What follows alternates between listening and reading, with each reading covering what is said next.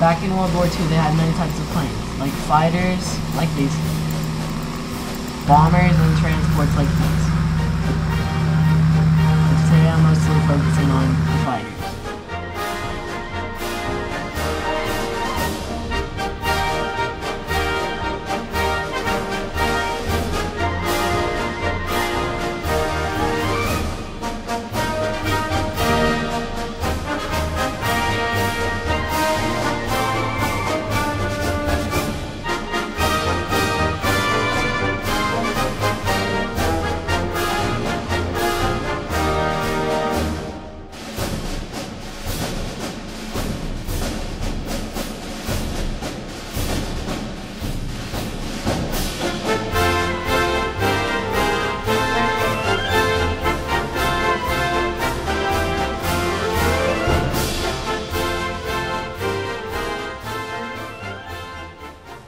P-51 Black Widow.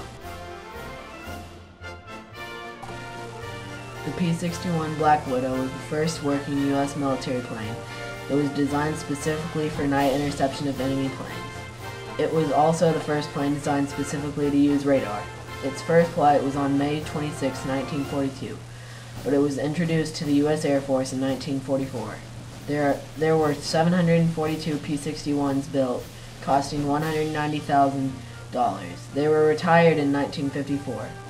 It was built with all-metal twin engines and twin booms during World War II. The P-61 was mainly used during the night to intercept any enemy aircraft they could find.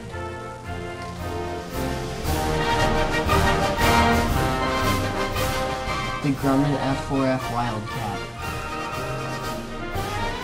The Grumman F4F Wildcat was one of the first monoplanes to fly from U.S. carriers.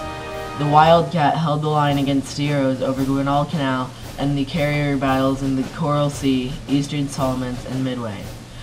They were first made in December of 1940. There were 7,860 Wildcats built. They could travel at 320 miles per hour. They also had 6 50 caliber machine guns. But in the summer of 1943, the Hellcat and the Corsair replaced the Wildcat in naval fighting squadrons.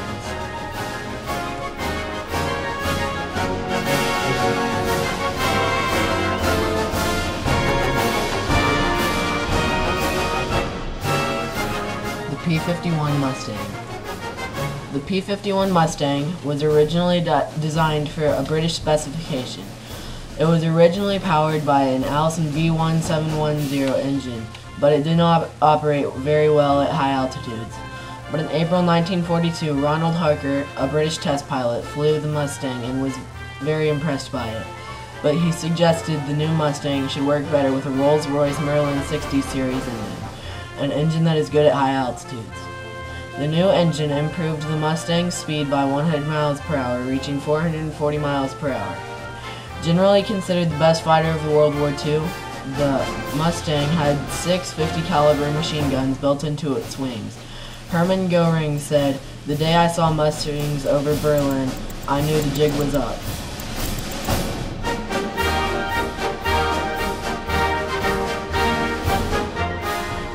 The Grumman F6F Hellcat. The Grumman F6F Hellcat was a highly successful follow-on to the F4F Wildcat. It was built to counter the Japanese Zero. The Hellcat was so successful that it earned the nickname Ace Maker. It made the Navy's first choice fighter to deploy off of SX-class carriers.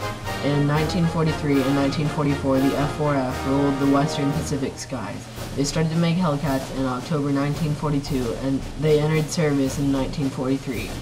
There were 12,500 Hellcats made.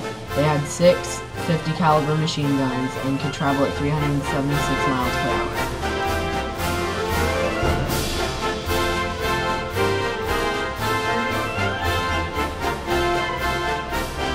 The Vought F4U Corsair. The Vought F4U Corsair was designed as a carrier-based fighter.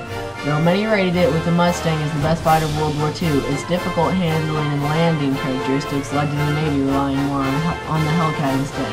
The Corsair was designed around a Pratt & Whitney R2800 double wasp, an 18-cylinder engine. The big engine dictated most of the Corsair's design.